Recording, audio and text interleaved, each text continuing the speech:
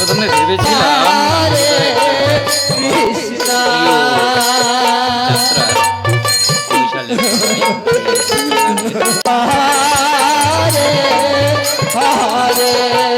দেখলাম, প্রথমে ভেবেছিলাম আমি বোধহয় একটা আমার প্রিয় যাত্রার মৈশালের সানাই এর একটা গানের বোধহয় অনুষ্ঠানে গানটা শুনছি।